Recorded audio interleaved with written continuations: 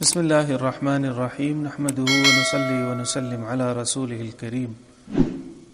عورتوں سے زیادتی کرنے والوں کے لیے وعید۔ اللہ تعالیٰ قرآن مجید میں ارشاد فرماتے ہیں وَلَا تُمْسِكُوهُنَّ ضِرَارًا لِتَعْتَدُوا وَمَن يَفْعَلْ ذَلِكَ فَقَدْ ظَلَمَ نَفْسَهُ وَلَا تَتَّخِذُوا آيَاتِ اللَّهِ هُزُوًا، اور عورتوں کو ستانے اور زیادتی کرنے کی غرض سے نہ روکو، اور جو ایسا کرے گا وہ اپنے اوپر ہی ظلم اور اپنا ہی کابرہ کرے گا، اور اللہ کی آیتوں کو مذاق اور کھیل نہ بناؤ۔ سورہ بقرہ۔ متعدد بیویاں ہونے کی صورت میں کسی ایک کی طرف مائل ہو اور دوسری بیوی یا بیویوں کو نظر انداز کرنے اور ان کے درمیان نا انصافی کرنے کی سخت ممانعت آئی ہے۔ چنانچہ اللہ تعالیٰ کا ارشاد ہے فَلَا تَمِيلُوا كُلَّ الْمَيْلِ فَتَذَرُوهَا كَالْمُعَلَّقَةِ، کسی ایک کی طرف بالکل نہ جھک پڑو کہ دوسری کو لٹکی ہوئی کی طرح چھوڑ دو۔ سورۃ النساء۔ نیز اللہ تعالیٰ کا ارشاد ہے فَإِنْ خِفْتُمْ أَلَّا تَعْدِلُوا فَوَاحِدَةً، پھر اگر تم کو خوف ہو کہ عدل نہ کر سکو گے تو ایک ہی سے نکاح کرو۔ سورۃ النساء۔ حضرت ابو ہریرہ رضی اللہ عنہ سے روایت ہے کہ رسول اللہ صلی اللہ علیہ وسلم نے فرمایا جس شخص کے نکاح میں ایک سے زیادہ مثلا 2 بیویاں ہوں اور وہ ان دونوں کے درمیان عدل اور برابری کا سلوک نہ کرتا ہو تو قیامت کے روز وہ شخص اس حال میں آئے گا کہ اس کا آدھا دھڑ گر گیا ہوگا۔ ترمذی۔ کوئی عورت اپنی باری اپنی سوکن کو دے سکتی ہے۔ اگر کوئی اپنی باری کسی سوکن کو دے دے تو یہ جائز ہے، بشرطے کہ ان میں شوہر کی طرف سے کسی قسم کا جبر کا دخل نہ ہو۔ نیز وہ جب چاہے اپنی باری کو واپس لے سکتی ہے۔ چنانچہ حضرت سودا رضی اللہ عنہا جب بوڑھی ہو گئی تو انہوں نے نبی کریم صلی اللہ علیہ وسلم سے عرض کیا کہ یا رسول اللہ صلی اللہ علیہ وسلم، میں نے اپنی باری کا دن جو آپ نے میرے لیے مقرر کیا تھا وہ عائشہ کو دے دیا۔ تو اس کے بعد آپ صلی اللہ علیہ وسلم حضرت عائشہ رضی اللہ عنہا کے ہاں 2 دن رہنے لگے۔ بخاری و مسلم۔ سفر میں ساتھ لے جانے کے لیے کسی بیوی کا انتخاب قرعہ کے ذریعے کیا جائے۔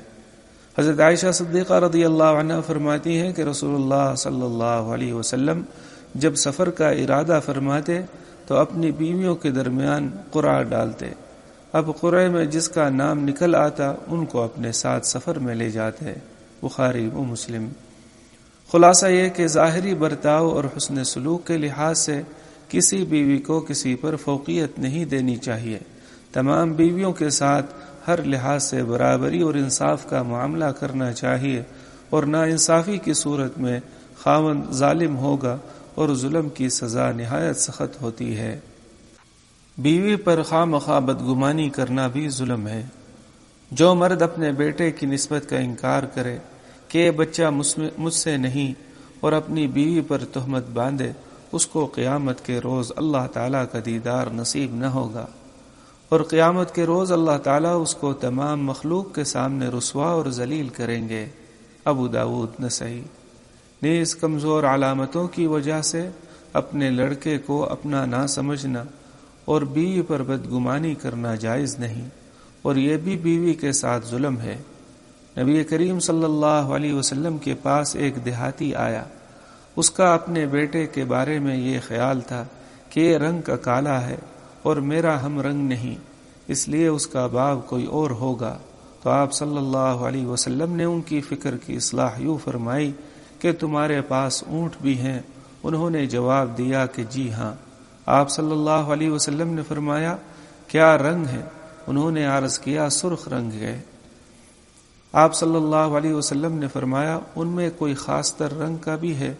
انہوں نے کہا کہ ہیں۔ آپ صلی اللہ علیہ وسلم نے فرمایا یہ رنگ ان میں کہاں سے آیا، حالانکہ اس کے ماں باپ کے اس رنگ کے نہیں۔ اس پر اس دیہاتی نے عرض کیا کہ ان کی نسل میں کوئی اونٹ اس رنگ کا ہوگا جس کے یہ مشابہ ہے۔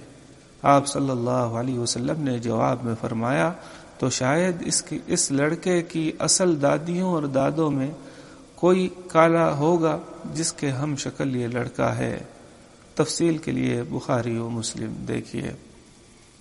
خلاصہ یہ کہ بیوی پر بلا وجہ بدگمانی نہیں کرنی چاہیے تا وقت ایک قوی اور واضح دلائل اس کے نہ پائے جائیں۔